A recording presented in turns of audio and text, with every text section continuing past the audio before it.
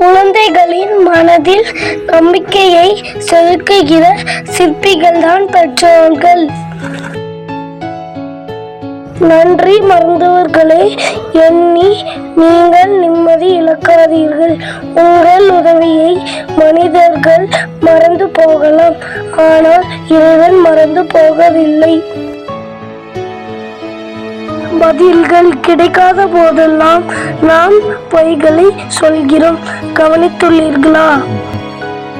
வெற்றியும் தோல்வியும் உனக்கானது என்பதை உணர்ந்து கொள்ளு.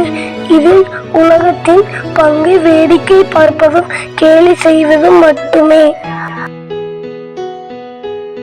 சிலரை மறந்து விடுங்கள், சிலரை மன்னித்து விடுங்கள், சிலரை கடந்து விடுங்கள், சிலரை வெறுத்து விடுங்கள்.